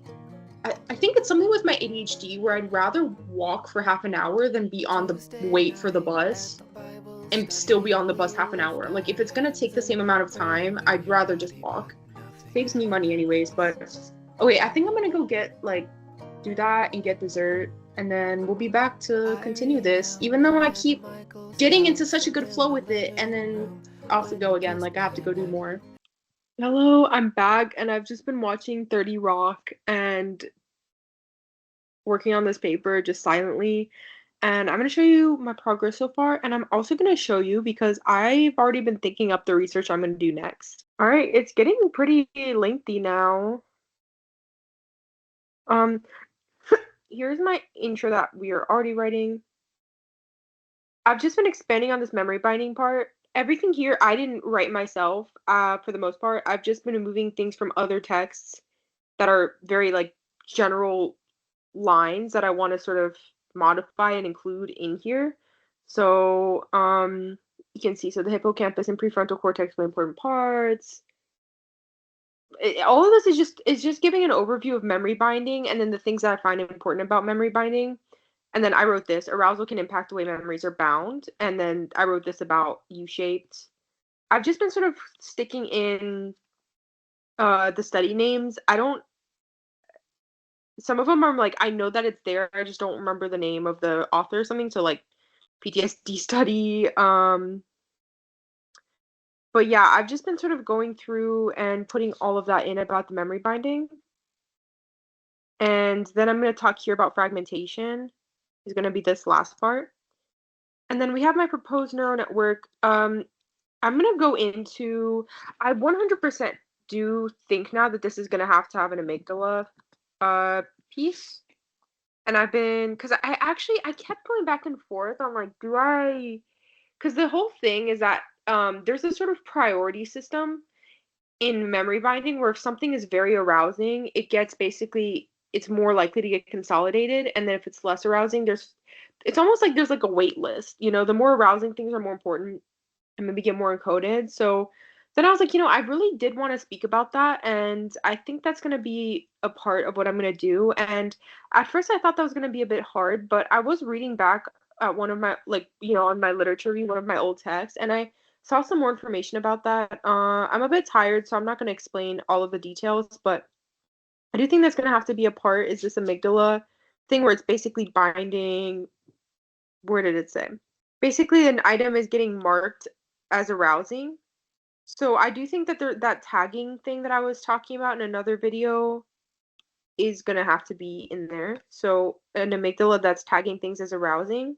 But I don't know. Yeah, it's a bit hard, but I think it does need that. And then I'm going to make a little side document, me and my side documents. I've been thinking of all the research I want to do. I keep reflecting on the fact that this isn't like the last thing I'm going to do. This is just the beginning. It's like the beginning of my career, the beginning of my research and all this stuff. And that's been kind of weird to think about. Like, whoa, I could get like a lot done because, yeah, I don't know. I have a lot of ideas. So we have this one that I already am doing. We had the scopolamine. There's like a whole body of ideas that I have with scopolamine and dissociation. I'm going to show you. So these are ones I've talked in other videos. Scopolamine and dissociation. Does scopolamine, something that lowers acetylcholine, does it help with dissociation? Does it help with trauma? like would it diminish dissociation symptoms? We have, what is the optimal way of using it with dissociation in a clinical context? Would it be better to take it during the day in a therapeutic context where you have someone talking to you as maybe the arousal starts to lower, or before a consolidation window like at night? Scopolamine and talk therapy, few weeks on, like a therapy where it's like few weeks with the scopolamine and talk therapy, few weeks without scopolamine um and just talk therapy. So medication a bit, no medication a bit. Is that better than just talk therapy? Like, does that produce a better result? Then we have computational models that I could make, arousal and reconsolidation. So when something is getting reconsolidated, if it's still arousing, if it's bringing up trauma when it's getting reconsolidated or something, how does that impact the memories? And then here's another one that I've been thinking as I'm reading that I really wanted to include, but it didn't really get included at all. Um, because I need to know if I don't know if rats actually do this, or they might, but I don't really know how. And it just didn't, I think it would still be cool, but it was a bit too much for what I'm doing right now. But basically, our brains also, they don't just, they basically bind things together into like these traces, so these little pieces of memory that we encode to sort of remember what happened to us. But then they also do something pretty cool, which is that they start to put together different events over time into a narrative for us to understand the trajectory of what happened in a situation rather than just a piece. It's like, oh, this like when you're watching a movie, it's pretty interesting. Your brain is actually picking up on all of that and all of that information over time, and as it's sort of integrating the information or as it's encoding the information, it starts to sort of put it into like this bigger framework that is sort of centered around key events. And I also think that that would be super useful for fragmentation. Like that'd be a really cool computational model to do, and would also I think it would teach you something about fragmentation and trauma too. So that's the other one that I really want to do at a certain point in time. Yeah, it'd be kind of cool. Just more hippocampus ones is what I want to do. Like, for example, if one of the nodes is super duper like high arousal, like I'm gonna write this down. These are good ideas right now. So if one of the nodes is like more arousing than the others, like does that throw off the story? Like maybe the story gets really skewed or you don't get all the pieces of the larger story. So just taking what I'm already doing and being like, let's make that bigger now. You see? So yeah, I was just thinking of ideas as I was reading because these are all things that sort of like they came about because of my research, or there are things that I didn't get to include in my research that I wanted to. The other thing that I really wanted to see that also like didn't get thrown in here is that I want to see like what is the impact when it actually goes into long-term memory. So like how basically like how does high arousal impact sort of the actual long-term memory, or like the long-term trajectory essentially of a memory? Because this is a thing, is that memory is like it's temporally graded. So basically what that means is that let's say you're making a memory, the hippocampus stores it for a while, and then after a certain time it moves everything into long-term memory and it's not really in the hippocampus anymore. So for example, let's say you make a memory like today and you get a brain lesion, like you get some kind of lesion in your hippocampus tomorrow. Basically like those memories are going to be impacted. But if you get a lesion in your hippocampus, the stuff that you learned 25 days ago isn't gonna, like, that memory's not gonna be impacted. So I want to know, like, basically once it how does that chronic stress impact long-term memory, or would it have any impact at all really? Because if things are just getting stuck in the hippocampus and not consolidating, I don't know. I just have a lot of questions there. That's something that didn't get put into my model, that it was almost like it was my original intention and then I just read more and reconfigured everything. But yeah, that'd be cool. So yeah, this is my growing list of like research ideas. I'd want to know for this one because now we're just really getting into some other research, but is it better than talk therapy? This is the interesting thing is that actually I was wondering if like obviously when you sort of lower dissociation, it's more it's like almost painful at first or negative, but then over time you get better. So I'd want to know the results, like, how are people feeling about it, like, at the end, and then like, I don't know, a month later, and then like, like a year later, something like that. Because this is the thing is that I feel like with dissociation, like maybe just lowering it for a while would probably have a like maybe in the beginning would be a bit difficult, but I think that you'd have a much better like a year down the line. I think just it's almost like taking the stress off for a little while would probably have a big impact in like a long-term sort of range, like within in the long term, because it's almost like let me carry that heavy weight for you for a while, and then in carrying that weight you get to sort of integrate stuff, and in integrating a bit, it's almost like, like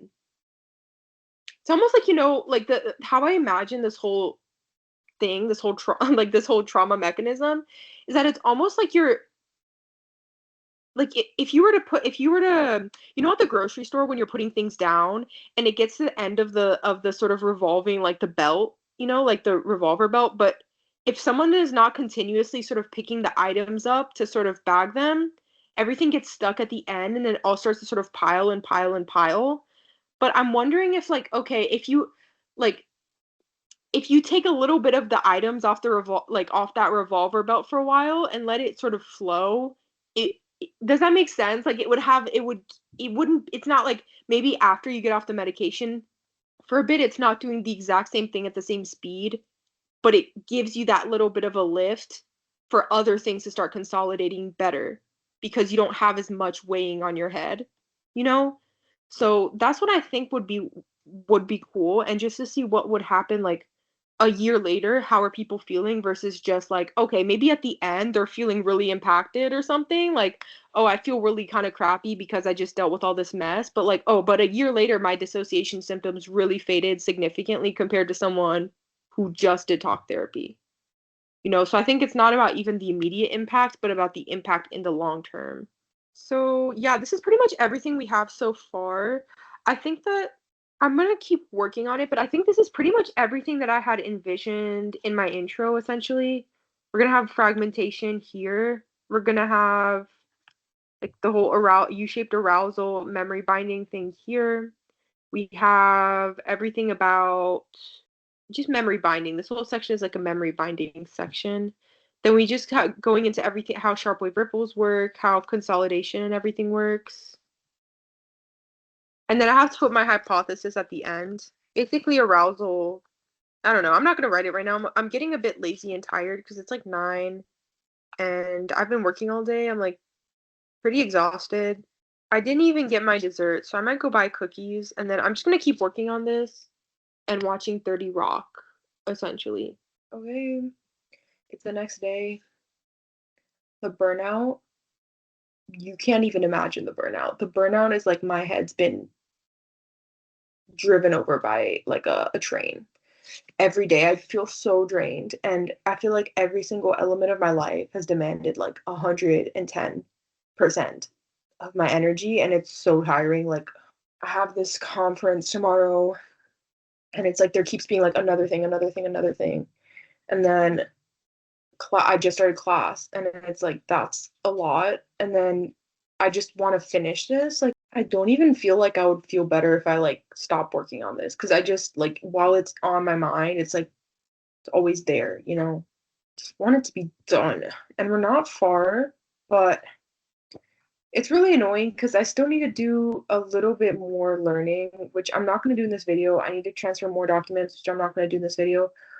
The last thing I'm going to do is just pull some of the rules from the study I want to use onto my paper. That's it. This was me in college too. It was like always just push a little more, just push a little bit more through the burnout, just push through it. And I thought at one point it was going to be gone. Like I thought it was like you're going to get to the summer and it's going to be gone, and it hasn't ever been gone. It's just been a constant thing for like literal like since I first started dealing with PTSD, and PTSD became a side job of my normal job. You know, now PTSD is like a side job in like an academia way. PTSD was my side job in college. So it's just like it's like there's always been a side job. Their introduction is so short too. That makes me feel better because I'm not gonna go too hard on my intro for this or anything. I'm gonna make it so small because look, theirs is so small. We're just gonna say what I have is like it's done. The only thing I need to maybe add is some more. I don't even know. What I have it's done already. We're just gonna claim it. It's done. And what I'm gonna add is basically in this part right here. Let's just make a little list of everything they have.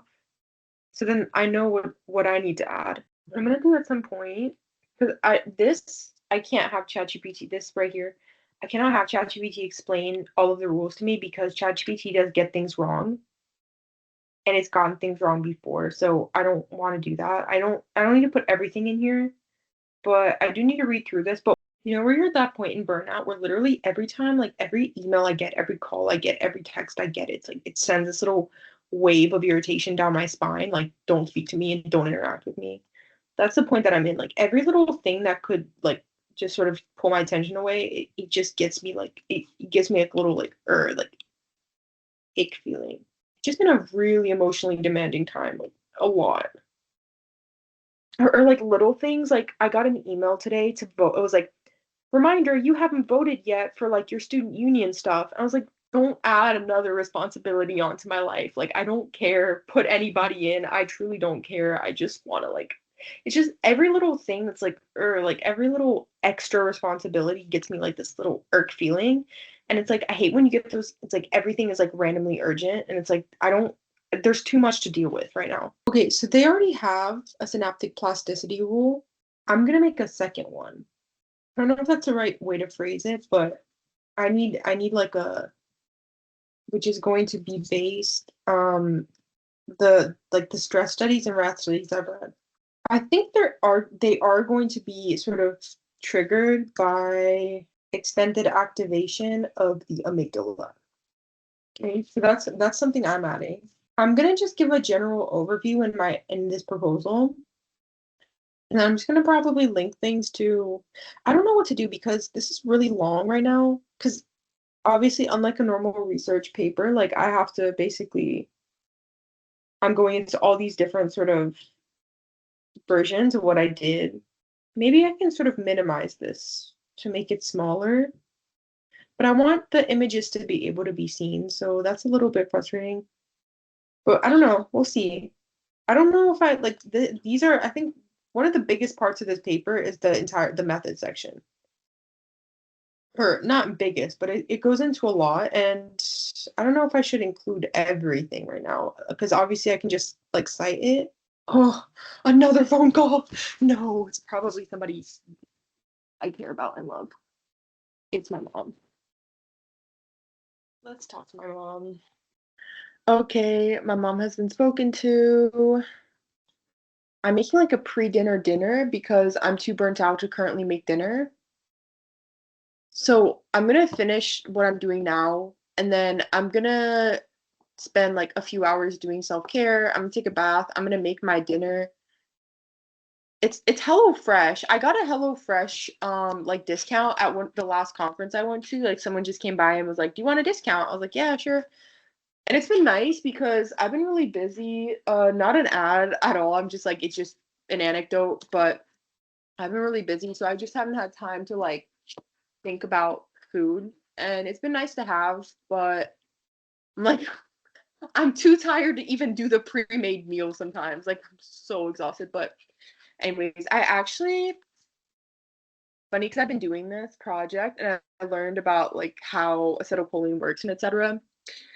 And how you start to get depleted of choline over time because your brain is trying to produce so much of it that it just gets depleted. And I was like, you know what? I've been thinking this for a while. I was like, I bet you choline supplements are super good for people with chronic stress. I was like, don't take my word for it. I'm no scientist. I mean, I am a scientist. I'm not a nutritionist. But I thought, let me try it out. So today I actually ordered choline supplements to see if they'd help because my brain, it's like it can't, I'm like, I can't anymore. But I keep pushing myself. So we'll see if that works for me. I also don't take ADHD medication, but lion's mane, I started taking lion's mane recently. I got it for like three pounds at TK Maxx. Um, and it's been a really good alternative for me. I think I'm not gonna lie, I really struggled with ADHD really hard when I first started university. Like it was really a massive struggle for me. I didn't know I had it. So I think that was why it was a big struggle. But now I know I have it. I kind of manage it better just overall. And I think my frontal lobe kind of developed a little bit too, because obviously I was a teenager. But I just don't think my ADHD, I think I have pretty high functioning ADHD, like clearly.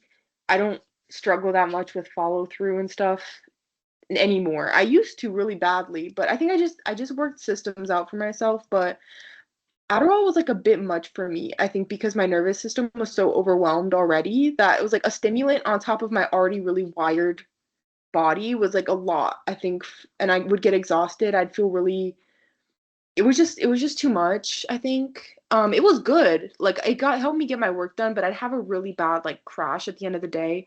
And I was on the smallest dose of Adderall. Like I was on like the beginner dose, and it did help me significantly. Like I wouldn't have gotten through a lot of my semesters without Adderall. And once I was off it at the end of the year, granted I was dealing with like significant amounts of grief and burnout and etc. So it wasn't just ADHD, but my grades slipped significantly when I was off my ADHD medications. But I think since then, I just learned I'm not feeling as much trauma and grief and etc. That was obviously taking up my attention as well and like hampering my attention, probably making my ADHD symptoms worse because I was also struggling really heavily with like dissociation and stuff that I think it's like, well, it's hard to focus if you're dissociating through the day. It was just a lot, but I just don't think my ADHD is really like that bad. I don't really struggle to get my work done anymore. But sometimes I'm exhausted and I just feel kind of tired. And the lion's mane has been a really good alternative. I still struggle with other ADHD things, like making sure I have everything before I leave the house, making sure I'm going places on time, or etc. I still have other ADHD struggles, but I don't really struggle in like my work life that much. So I think there's just a lot of reasons for that, but I am burnt out though. I do think if I was doing more stuff for my ADHD, maybe I'd be a little less burnt out. Maybe that's contributing because like maybe I could just be keeping up with my systems better. But I just don't feel like getting on medication right now. I'm not one of those people that thinks medication gets rid of your personality. It didn't get rid of my personality, didn't get rid of my creativity. I highly recommend go trying out medication if you have ADHD. That being said, I think it just didn't fit for me right now, and that's okay too. Like it just doesn't, you don't have to, it's not the only way to manage your ADHD, but it is a really good one. So I do highly recommend people try it. I'm not one of those people that think medication takes away your personality. I was on all sorts of different medications at different times. I did an antidepressant for a while. I don't really struggle with depression at all anymore. Through different, like, I don't know, I want to talk about that at some point, but I struggled heavily with depression from high school to like late college. I struggled with depression. I was on an antidepressant. I was on an anxiety medication at one point, like as needed. And that's something I do think about going back on because I think that's my biggest struggle is just like I have really intense anxiety. But I don't know. It's like another thing on my plate that's like I need to think about, and I don't know. It's just a hassle. But I think that's my biggest struggle. But I've been on all the medications. I've never felt like they took away my personality or anything like that. I feel like they really did help, and I do recommend people trying them out. If you don't like it, nobody's forcing you, but if you're really struggling, it's not a bad thing to try. But I feel like my anxiety is also really environments. I don't know, actually maybe not. I think this is like I just want to finish this. That's like my big one of my biggest sources of anxiety is just like, am I doing good enough at my job while also doing this? But then again, if I didn't have anxiety, I'd probably be taking more breaks because I'd be like, it doesn't matter. So I don't know. It's kind of hard to say, but yeah. It's cool that I feel like I'm starting to understand this better. I never read this section because I didn't think I'd understand it. So I glazed over it the first time I read it. First time I read it, I didn't know anything. I knew very limited amount of things. And I was just reading this because I was trying to understand sharp wave ripples. So I didn't even try. I didn't even read the method at all. Then over time, I started asking ChatGPT questions about the method section because then I was like, oh, I could use this. And this is the first time I think I've like really been like, I'm gonna read this myself with my own two eyes. And I obviously don't understand everything, but this has been such a learning process. I understand like a lot more now. I don't understand every word, but I get a general sense of what they're attempting, you know? So it'll be cool. I feel like the more I read this, the more I'll understand it. I'm thinking that I want to do another master's degree program. I don't know, maybe I'm ready for a PhD program. I don't know, but there's an MSc here in my city that's for computational neuroscience. And I thought, I don't know, I do want to do projects, research projects, but I also would really like to learn more details about computational modeling. I don't know where it goes from here for me because I don't have the background yet. I don't feel ready to be like, I'm going to do a PhD in this, but it's like, you don't know how to actually genuinely do any of this. So I'm thinking that maybe I can do this project, get it published. I'll have like, connections. And then maybe I'll do another master's degree program in computational neuroscience. So then I can do a PhD. Because if you're jumping into a PhD, it kind of sucks because you don't know like the details, you know? Like a psychology PhD, I would have felt ready for that already. Like I felt pretty ready for that. I feel pretty ready for that, but I don't want to do one in psychology anymore. I want to do one in neuroscience, computational neuroscience.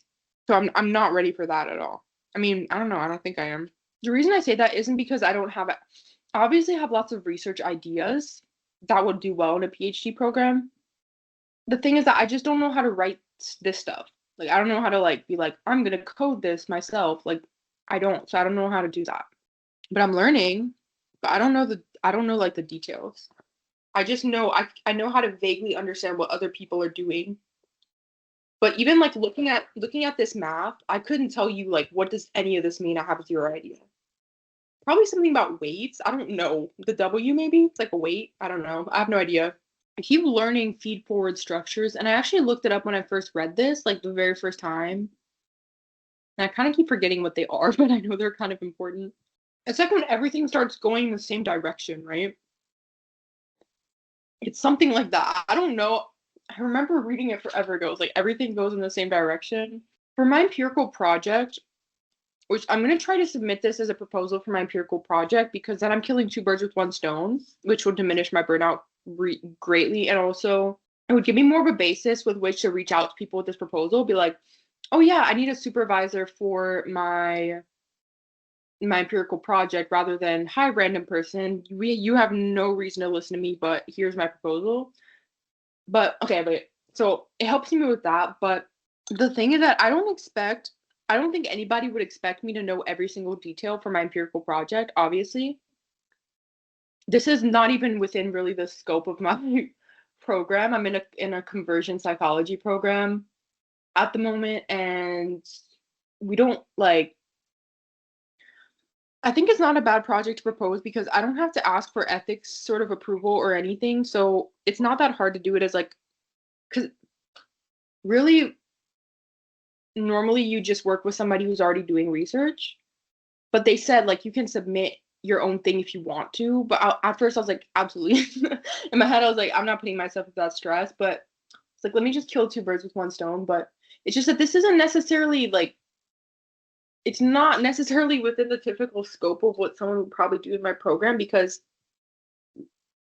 it's like a different thing. It's not even super psychology. I mean, it is psychology. I don't know. But yeah, but I obviously nobody would expect me to know everything, but the reason I want to make this really good is because I was already going to try to figure out a way to publish this by myself anyways, which is probably never going to happen if I didn't have I mean, obviously I knew I needed support at this end part, but um I just feel like the more I have ready, the more I can be done with it. This, like, it's just like, okay, it's done. You don't need that much support. You already have most of it. You just need to do like this, and that. You know what I mean? Where I don't want to be doing this all year. I want to be done with it. Like, I don't want to stretch it out. So that's why I'm trying to have as much as I can done. So it's just ready to go. Also, it just makes it more likely that somebody would pick this up because it's not that much work for them. You know, it's not like, oh, I'm guiding a total noob, total novice through something they have no idea how to do. It's like, okay, you don't have that much left. You know what I mean? It's like, okay, I'll take it. That's my goal. This is the cool thing, and I need to read this for my imaginary software I have planned, which is this linear track. So I need to understand it better, but I'm just gonna say place cells along a track for now. But this is the thing that I need to add is that at certain points in this track, rather than having different locations, like at certain points in the track, I need like triggers for additional info to be bound. I think I need that, but I need to do more research to make sure I really do need that. Because for these, it's like the rat is walking along a track.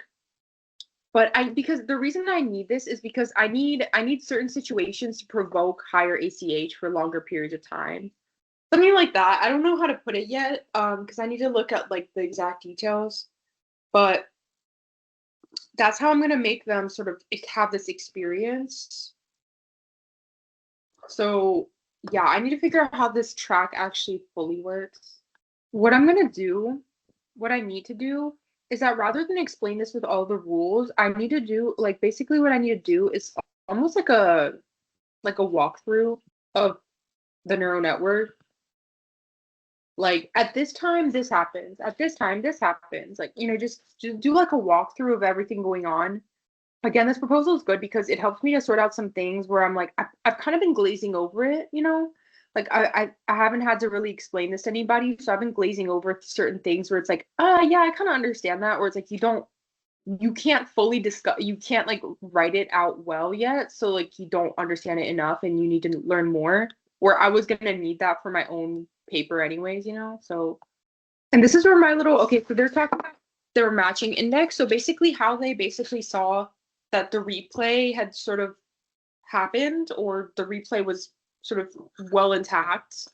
So what was happening in the encoding session was also getting replayed in the consolidation section. I hope that's like accurate essentially. But basically this is gonna be, I'm gonna have like a variation of this for my fragmentation sort of index. It's not really going to be a fragmentation index, but maybe is like the high stress group impacted when it comes to this matching index. Let's see. I don't know if that's appropriate. Like that's the right way to go about it, but I think that's like one question, I guess, that's important. Question mark. And I need to be able to make sure basically that this is a consequence of sort of the experiment and not an issue with the neural network. I don't understand this part yet, so I don't know what to do with it. So I'm gonna come back to that. I still have to do all of my statistics, lecture watching, and homework. My life is miserable right now. Like no lie, miserable. Every single day, work, work, work, work. Burnout, burnout, burnout. It's like just working all the time. Once I get this done, my life is gonna be so much easier. And probably by the time this is up and running, I'm also gonna be done with my conferences for my job. So it's like everything's gonna be done at once, but that's how my life goes. It's like all the stressful things happen at the exact same time. Where it's like, why was it timed like this? The beginning of school is also this conference season, is also when I'm getting into the thick of it with my paper. Like, why? Again, I don't understand this, to be honest, but that's okay. That's everything. Okay. So this is what's also funny is that ChatGPT kept telling me they had an entorhinal cortex. I didn't see that mentioned one time, but it's not because that's not accurate. I think I remember that it's because they didn't actually have that, but they had some kind of similar version that was stated in other words.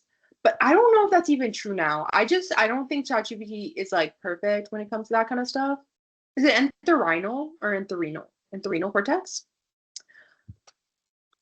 I might need one though. So I'm gonna do just some question mark sections here. I want an amygdala. I want an amygdala. That's my thing. Because I feel like I have events more than I just have places. I have events. And events requires like another set of things, I think, because events have like items and stuff, you know. I'm just gonna do like question mark. They probably do have it in some other words. I'm gonna remind myself later, but it's not gonna be right now because it's just not necessary. Okay. These are the question mark things. These are like my research next steps. I could save these things too to also ask a supervisor. I don't need to know everything right now. These could be good questions to ask a supervisor. I'm just trying to diminish the risk of this flopping because again, the odds of finding somebody, I can find people who do very adjacent things. I already looked up to see some people and see like who would be a good person to reach out to this with. The odds of finding someone who is a specializes in the trisynaptic circuit or at least knows it well and also knows computational modeling, slim, very slim. So that's like my thing is that I want to minimize the stress level for whoever my supervisor could be by as much as possible so that they can supervise me well. Where it's like, okay, this all makes sense, you know, but I don't need to be like an expert in this to that degree, you know, because it would be really hard. Like it's actually I don't know anybody yet that has this kind of like random, you know, I see people who whatever. I saw plenty of people that actually like, you know, they do memory and computational modeling or something, but I don't know if they're like I doubt they're like a sharp wave ripple expert. Like maybe, I don't know. But I highly doubt it. So I need to do as much as I can on that end and just have them support me in the rest of it. These are my question mark pieces. These are other things that I know are in here. Dendritic spikes, is that what they're called? Dendrites. I'm gonna look up this cortex, but I don't even see it. You see, they don't have it in words. That's what annoys me about ChatGPT. I honestly fell out of love with ChatGPT significantly by the end of my project. You can see I'm not even using it in anything right now. It was so useful. I'm not gonna lie. I mean, obviously it was extremely useful. It helped me pick up my information. It helped me pick up my knowledge by so much, so fast. It was such a good support all the way through, but I really fell out of love with it by the end, and I was just like, this isn't because it's obviously this is getting to the point where it's like you really do need to be a specialist, and ChatGPT is not a specialist, and I can't ask specialist questions well enough to make it a specialist. I need just an actual specialist, and yeah, I think that's the main takeaway that I want from this series. If like by some magic somebody's watching this to this degree, one of my main takeaways from this whole thing, I think I had such a journey with ChatGPT with like these sort of like open AI sort of stuff. I was like, oh, I don't know if I should use it. Then I started using it and I was like, this is amazing. This is great. Then I started going along. I started building expertise. It helped me with that. I was in tension with the AI stuff the whole way through. I was like, is this good? Do I like AI? I felt guilty that I was using it to support me. But then I was like, you know what? This is a really useful research tool. And then I started to feel like I was like, I know people hate AI, people hate ChatGPT, they think we shouldn't use it makes you lazy. And I was like, you know what? ChatGPT is a research tool, and I think AI should just be a research tool, straight up. It can help you research, it can help you maybe help you with some sort of smaller stuff. You can use it in your personal life. I don't really that much, unless I have a really, really niche question about something like, why is my computer glitching? And I need really specific support on that, and I can't find it on the internet. Then I'll use ChatGPT. It's good for that kind of stuff sometimes. But overall, like I think I just fell out of love with it, and I didn't go through it and was like, I'm going to use this for everything now. This is great. This is like an alternative to everything in my life. No. By the end of it, I was like, it has so many limitations. It can misguide you in a lot of different ways, and you can use it to help you get somewhere fast. At the same time, you have to go into it with so much skepticism and be like really probing it and really building your expertise on the side so you can see when it's leading you astray, because it will lead you astray quite a bit. It would not have been good, and it would have led me completely off my path if I hadn't also been reading like ridiculous amount of text on the side. I was reading a lot. So then I was building knowledge, and ChatGPT would tell me something. I think, let me go find a text and read about that rather than now I know the answer. No, I really did fall out of love with it by the end. And I was like, oh, it showed me how much humans are still necessary because it's not an expert. It's almost like a really, really, really smart thing, but it's not an expert in your field, to be honest. It doesn't have the same type of intuition. I think it's the intuition of ChatGPT isn't the best. And sometimes it uses its intuition too much where it's like you are making jumps for me that aren't appropriate and I don't need the jump. I need you to tell me exactly what's happening. So by the end of it I was like, thank you for the ride that we took. I'll probably still use it to ask this and that to help me like get certain places, but I was like, I don't feel like, you can see I haven't used it a touch the entire time I've used it. I've done this video, right? Like I've been writing all this myself. All this is coming from my brain or from my texts. It's not gonna do this for me effectively. So that's been my main takeaway. And it's helped me though. It really has helped me build it's helped guide me to build expertise, but it's just not expert enough to be reliable to the like it couldn't get me to the end. Like to get to the end I needed a person fully because they're going to have expertise that ChatGPT doesn't really have. So that's my takeaway with that. But I think ChatGPT is an amazing research tool.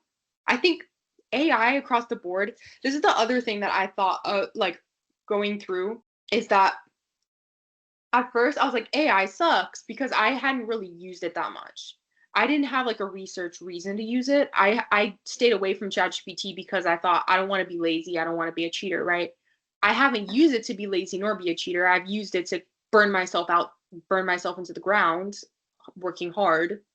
Um, but I don't think that I think that I mean this is pretty common consensus, but obviously using it for stupid stuff is stupid. Just point blank period. Using it to like do random stuff that you could do in a second, using it to like make art for you that like you should hire somebody makes no sense, not necessary, and creates harm. But AI is a good tool for science, and I think that it should just be like a tool for science and maybe for some other random things. Sometimes I use it to help me like fix my writing at work or stuff like that. Here and there I do. But overall, I just didn't feel like I'm going to use it for everything now because I also just enjoy the act of doing stuff. I've made myself my own like exercise routine. I could have asked ChatGPT to use it, but it's kind of fun to watch the YouTube videos and make my little routine. So I think I haven't used it in like quite a while. Like I haven't used it in a few weeks since I've gotten to this part in the project. I really haven't used ChatGPT at all. So that's my takeaway on AI. I even started feeling a bit guilty because I remember I made this little imaginary software that I want to make for like making rat brains on a computer. And at first I felt guilty, like, oh, I don't want to do anything AI because AI is gonna ruin everything, or AI is wasteful and AI is this. But then I saw earlier today something about AI finding cancer cells in a brain or something, and I was like, it's a science, like we could like science, it's good for science. People should use it to do things that are useful for the world, things that help the world, things that are fill gaps, things that would greatly assist humanity. I think there's obviously that's a great reason to use AI. Should you use AI to like, I don't know, write your essays for you in class? Definitely not that. Should you use AI to like put a beauty filter on your face? No. That's just a wasteful use of it. You can, but it's just wasteful and then just unnecessary.